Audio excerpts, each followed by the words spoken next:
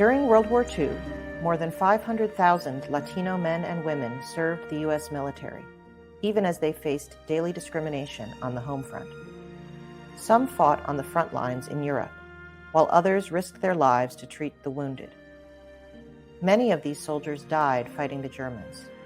Those who survived lived with haunting memories of the injustices they saw and endured.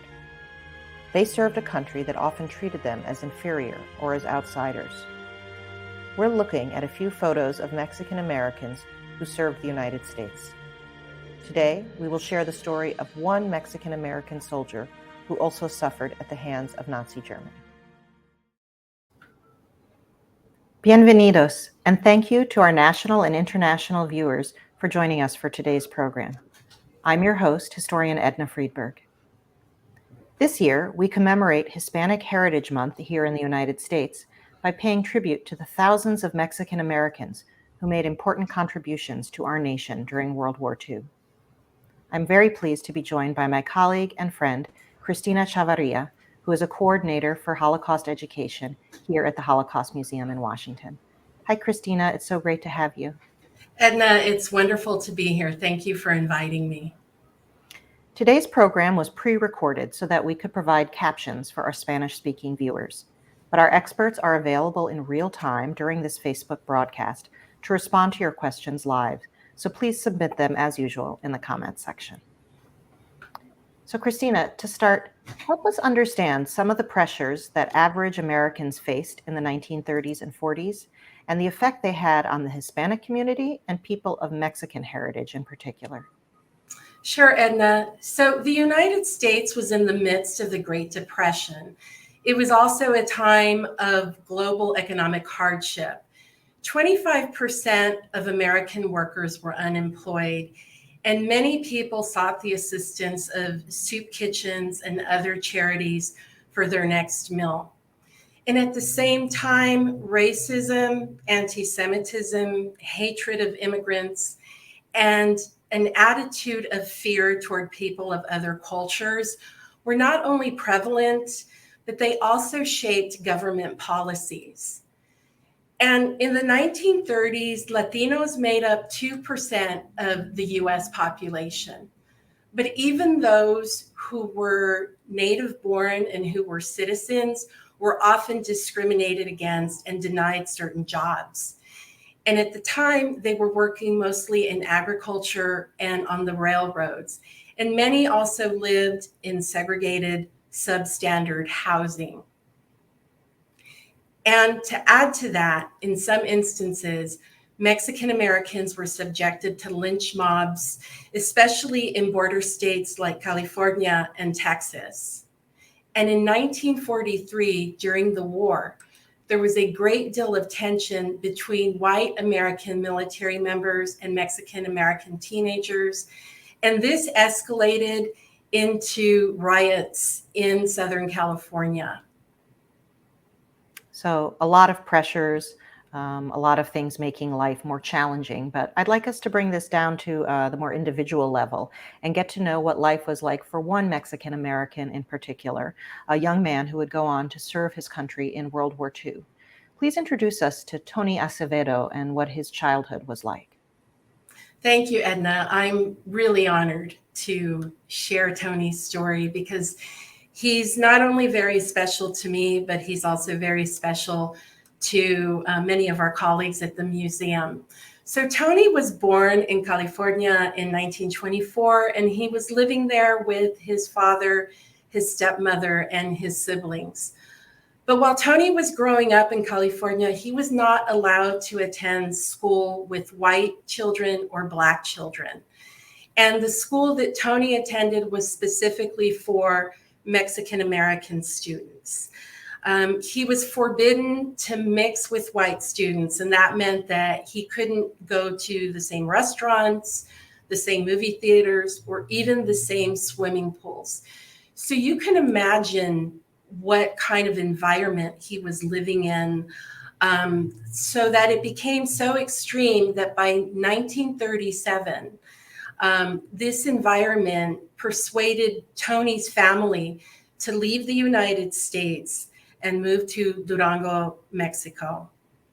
And that kind of movement of Americans away from the US to Mexico was kind of surprising to me when I first heard about it. I imagine maybe surprising to some of our viewers, but they were far from alone in this move, the Acevedos. They were part of a much larger migration.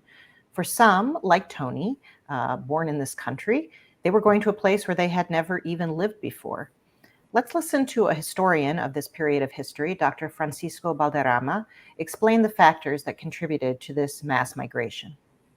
There's actually three different ways during the Great Depression that people are being forced out. One is by the federal government, one is by private corporations, another is by local officials, cities and counties that are involved with this. This call of get rid of the Mexicans is the dominant message which is being articulated. A conservative estimate is that 1 million people, Mexican nationals and American citizens of Mexican descent, and about 60% of them were US citizens of Mexican descent. So this is really a tremendous population shift, as many as 600,000 US citizens going to Mexico, 400,000 going back. Christina, what was the rationale behind this movement to pressure Mexicans and Mexican Americans and to move, and how did it actually play out? Well, Edna, thank you for asking. People of Mexican heritage became convenient scapegoats to blame for society's problems. Many people believed that the country's economic problems would be fixed if people of Mexican descent left the US altogether. People believed that this would result in more jobs and welfare assistance for white Americans.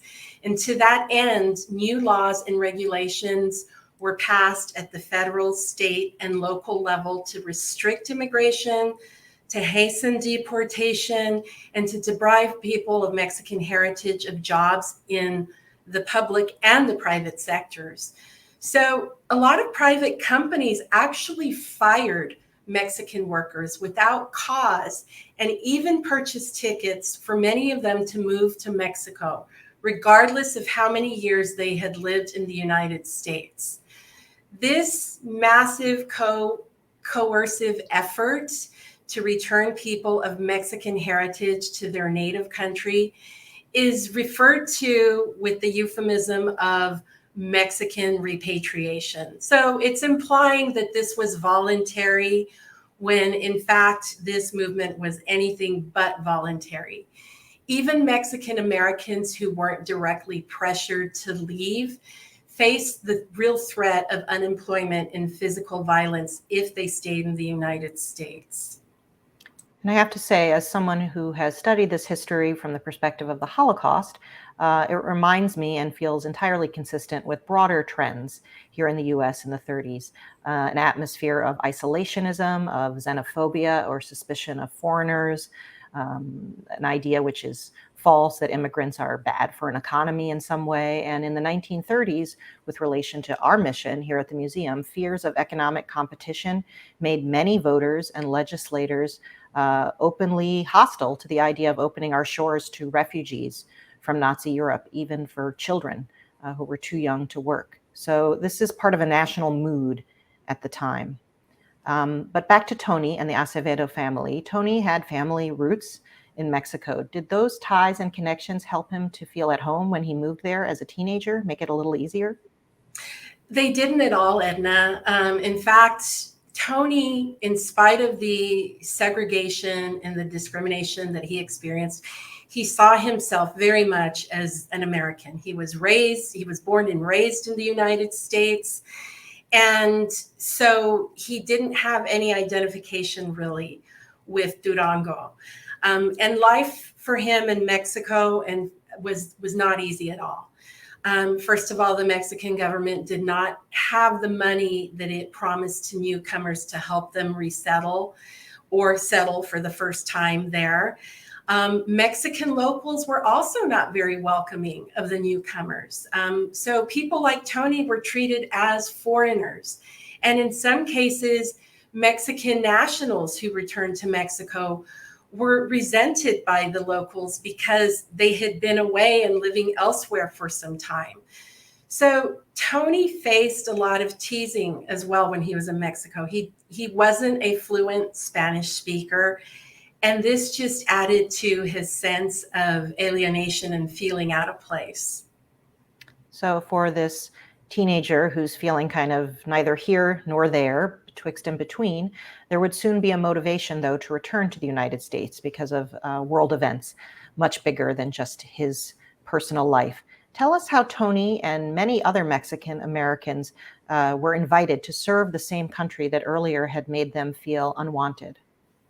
Sure. And then, after the United States was attacked by Japan at Pearl Harbor in 1941, and the U.S.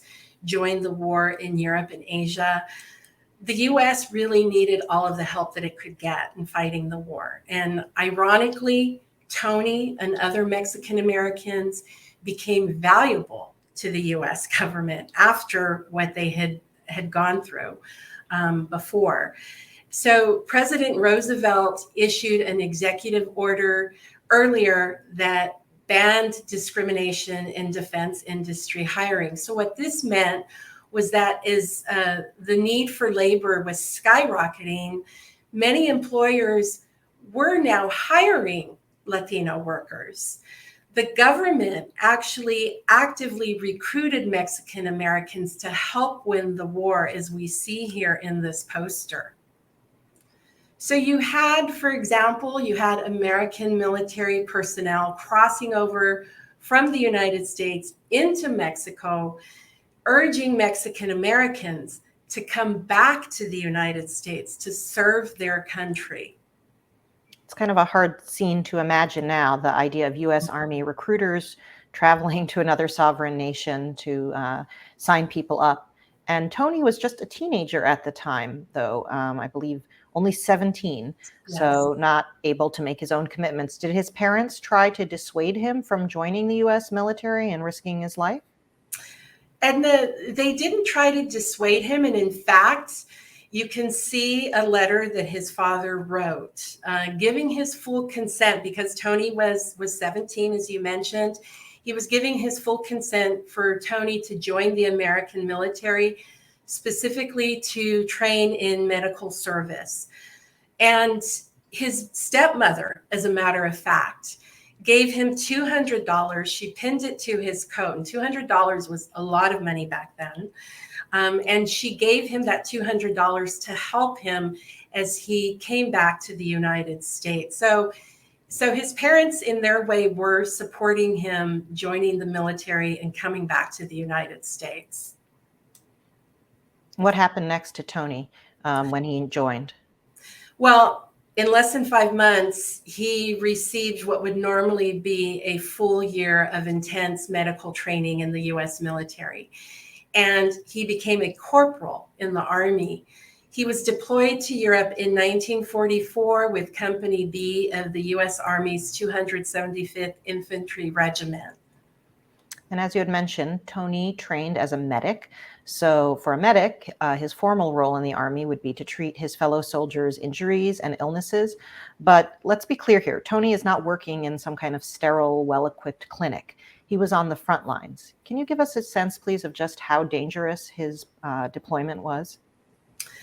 Well, Tony's first experience, Edna, took place during the Battle of the Bulge. And what we know about the Battle of the Bulge, which is one of the last German offenses, is that it was a particularly brutal campaign in the depths of winter from December 1944 into January of 1945.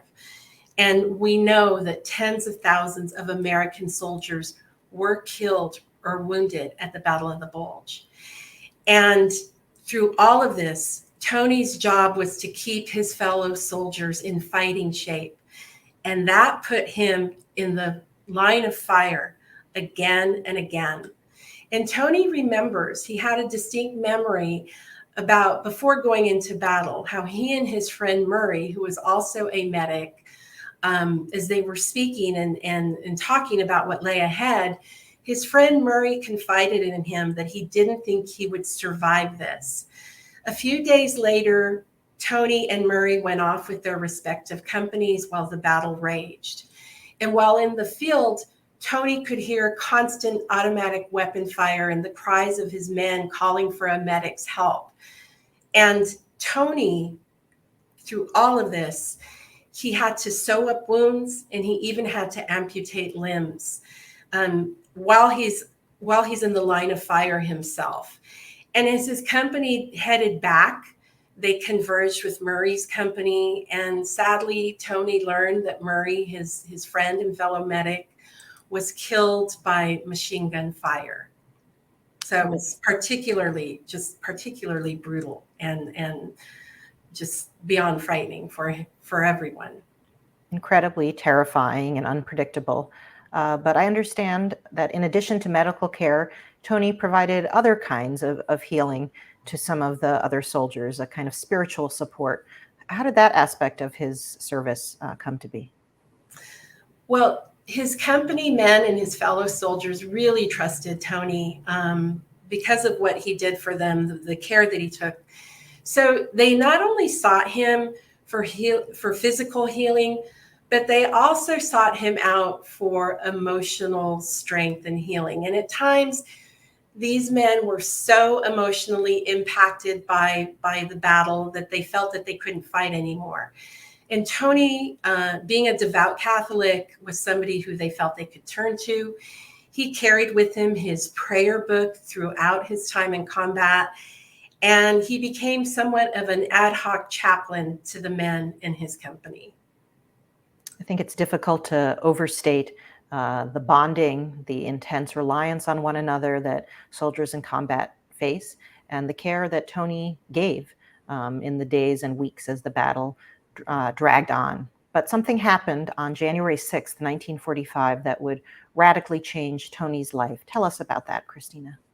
Yes, Edna, thank you. And this is really what brings Tony's story to the particular history that the Holocaust Museum conveys. So after a few weeks in battle, Tony's company ran out of both food and ammunition as it was fighting near Philippsburg, France. They suffered heavy casualties, and they were stuck now in freezing conditions with no choice, almost no choices left for them. So they tried to destroy or hide their weapons, and then they surrendered to the Germans. And Tony stated himself that there was really nothing else that they could do but just to try to save their own lives. The Germans forced American troops to remove their boots so that they couldn't escape. And they had to walk about a mile in snow in their bare feet. And the men were forced to walk to a camp for political prisoners in Bad Orb, Germany, known as Stalag 9B. And what were conditions like in this prisoner of war camp? Well, Edna, you can only imagine how utterly dehumanizing the conditions were. And dehumanization starts often with removal of your personal identity. And that's what happened to Tony. Tony became known as prisoner 27016. He no longer had a name.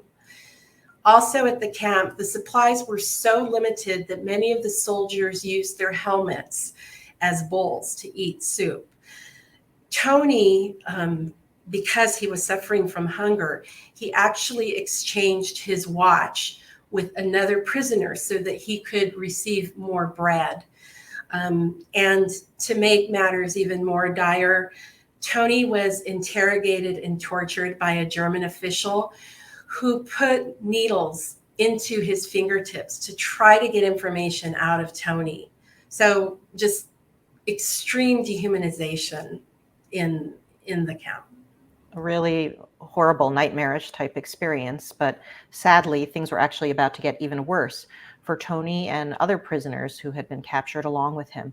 What happened to them after around a month in this POW camp?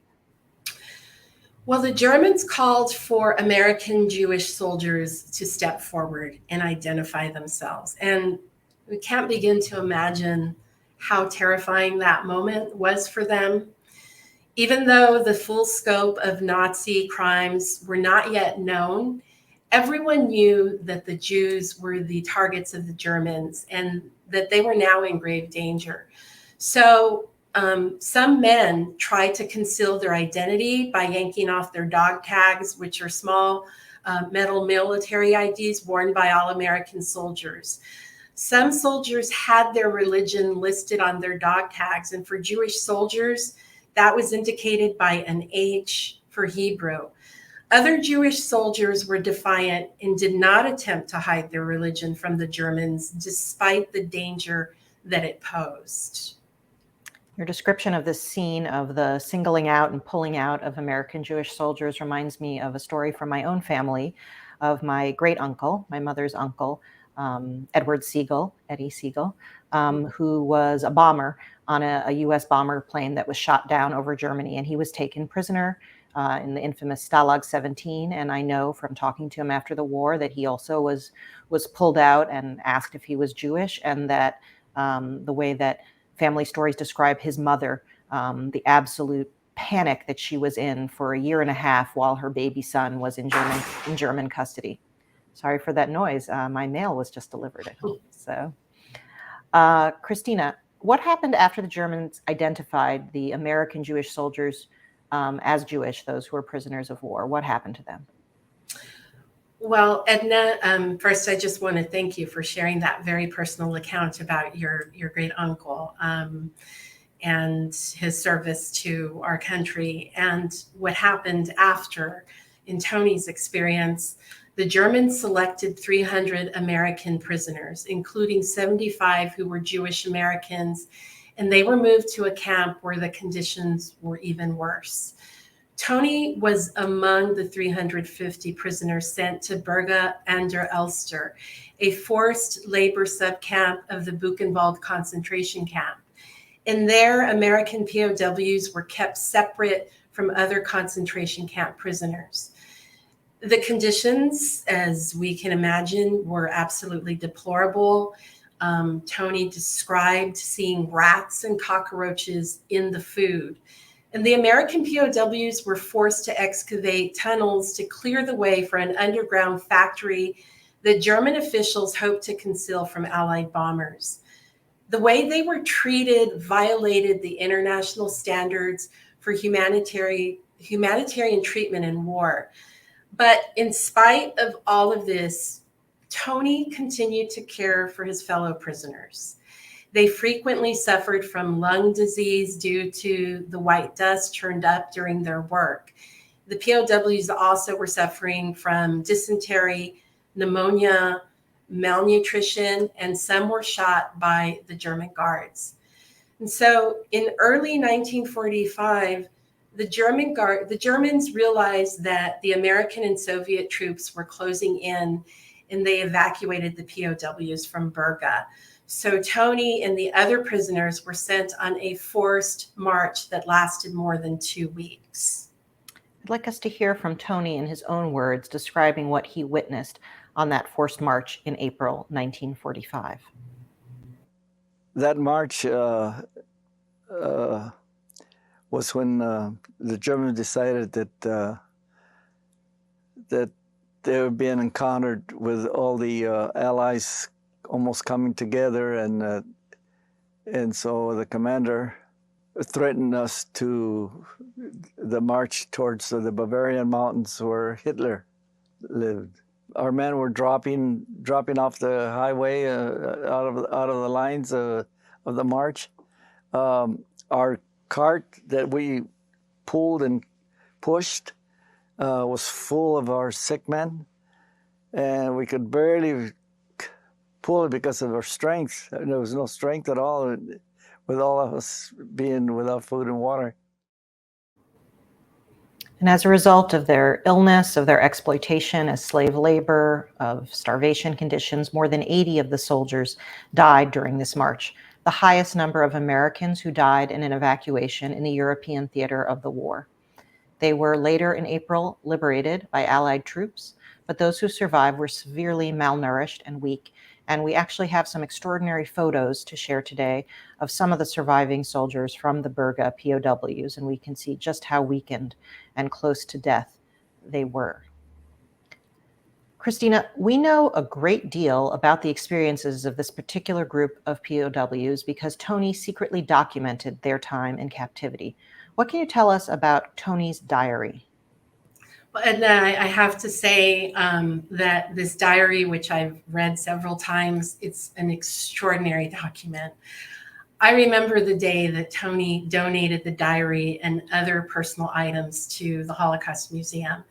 He had received a blank notebook from a Red Cross package while he was at Berga, and he used this notebook to record daily developments, such as, for example, when he heard rumors that the American troops were making progress.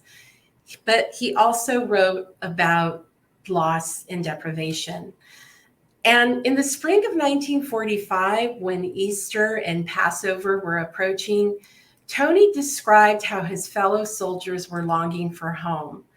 Despite these brutal conditions, they were trying to hold on to their religious traditions. This was a kind of spiritual resistance against the Nazis. So Tony recognized that even though he and his fellow soldiers who were Jewish, even though they were of different backgrounds, their determination to remain connected to their ancestors and to their families was something that they shared in common. But he also used his diary as a kind of medical journal, and he began to record about the deteriorating health conditions of the men he was caring for. He meticulously listed each soldier's name and illness, everything from pneumonia to dysentery brought on by drinking water that was contaminated with sewage. And he also kept a separate log in his diary of the men who died and the causes of their deaths. So, for example, in mid-April of 1945, he chronicled the death of the 45th soldier to die from the group.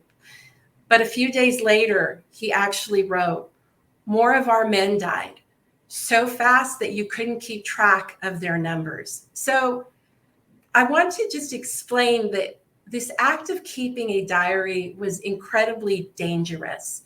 Tony knew he could be punished, or worse, if he was caught.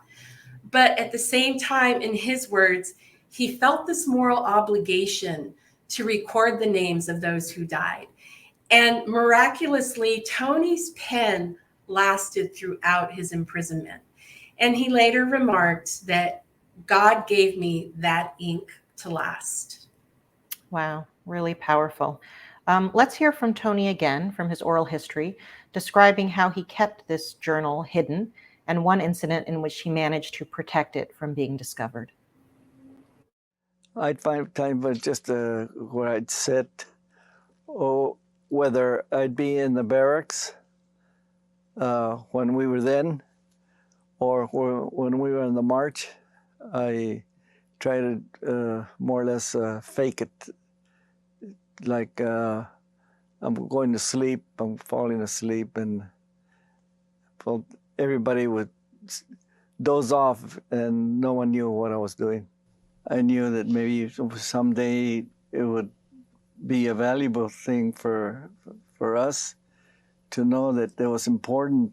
I was concerned knowing that risk carrying that diary, because a couple of times it dropped out of my pants.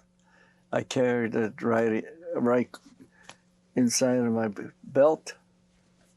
And in one occasion, one of the guards picked it up. It happened to be one of the good guards. It was the Austrian fellow that, he said, "What are you writing?" I said, "Just my memoirs of the beautiful country." Just faked it to let him know that I wasn't writing anything wrong. And so he believed me. But I try to keep it as much as secured as possible.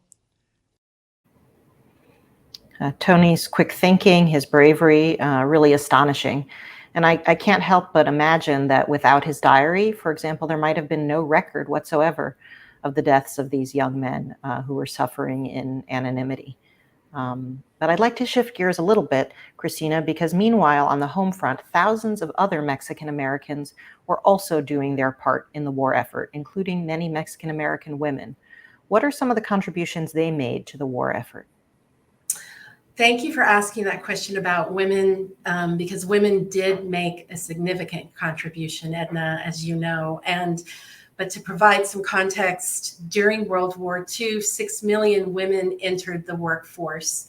Rosie the Riveter and her "We Can Do It" motto came to symbolize these women home front workers who were of all different backgrounds. At the beginning, though, it was white middle-class women who were recruited to work during the war. But despite some initial resistance, these opportunities began to open up to women of other backgrounds, and thousands of women were leaving their homes to join the war effort. And in many cases, some of these women had husbands who were fighting overseas. And with regard to Mexican Americans, some Mexican Americans who had previously left the US, like Tony, returned to the United States during World War II to help defend the country of their birth. So Mexican citizens who were living in Mexico, and these are not American-born citizens, but Mexican citizens, they were permitted to cross the border in Tijuana to work in factories that equipped the US's defense industry. And this included many Mexican women. But we don't know the exact number of Latina Rosie the Riveters. So as you've just described, and we're seeing a photo of some of them, this was a period of tremendous flux in mobility, not only in terms of people moving homes, but also in terms of job opportunities. And I understand, Christina, from talking to you in preparation for this show, this is actually family history for you, that several women, several of your relatives contributed to the war effort in this way. Tell us about them, please. Edna, thank you so much, because as you said, this is family history, it's personal family history, and it's very meaningful to be sharing it with everyone today. So my great-grandparents were born in Mexico, and they moved to the United States in the early 1900s. Their oldest daughter, my maternal grandmother, Gonzala Maria, she and her sisters worked for the U.S. defense industry during World War II.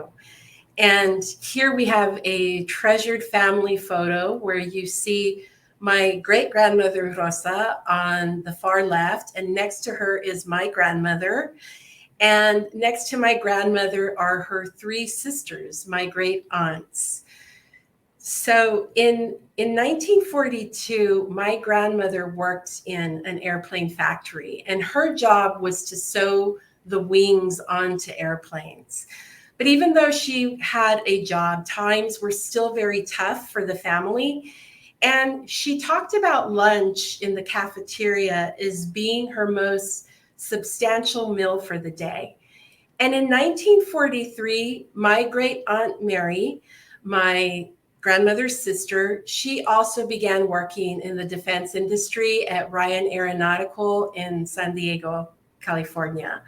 So there's another photo here where you see my tia Mary on the far right. She's helping to assemble military aircrafts. And according to her daughter, my cousin B, my tia Mary loved this work. It enabled her to work alongside other assemblers who were primarily women. And these women came from all over the United States. They were a diverse group of women, and they got along very well with each other. And my tia Mary was also part of a team that built 135 drone airplanes that were classified as top secret.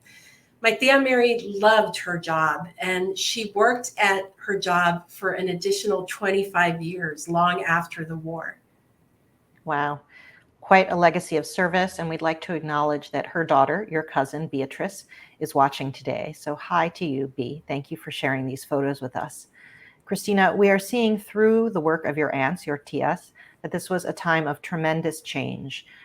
Wherever it happens, wartime breaks down a lot of conventions, social norms, and barriers.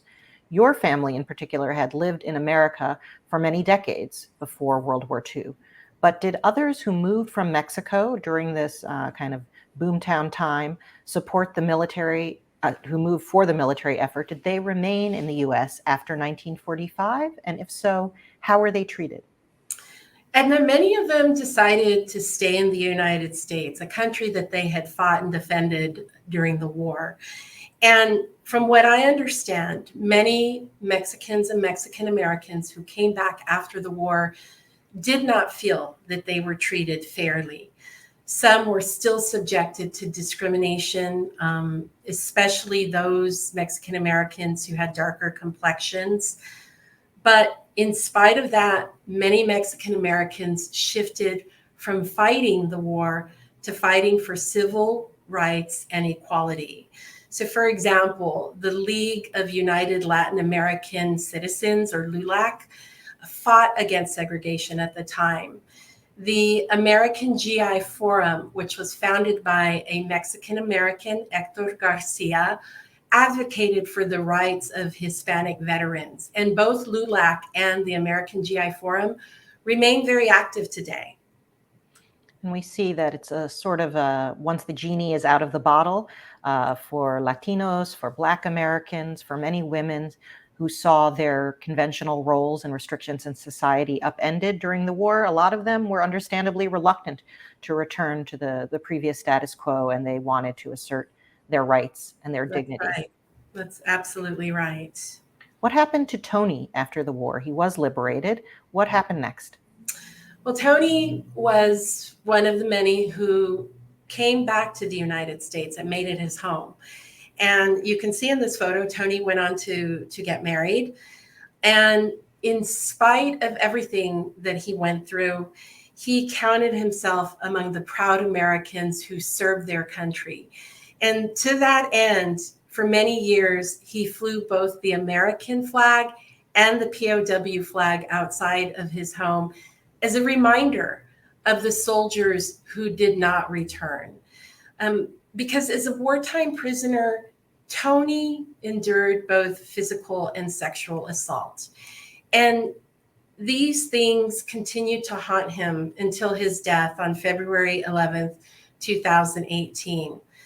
Tony did feel that his horrific experiences as a prisoner of the Germans was not fully acknowledged by the US military or American society. Many people carry, very, very painful and deep trauma in them for a long time. I understand that Tony waited for decades to share his personal story. In particular, we became aware of it here at the Holocaust Museum only after the United States government finally acknowledged the abuse and atrocities that he and his fellow prisoners of war suffered at the Berga camp at the hands of the Germans. How did that come about?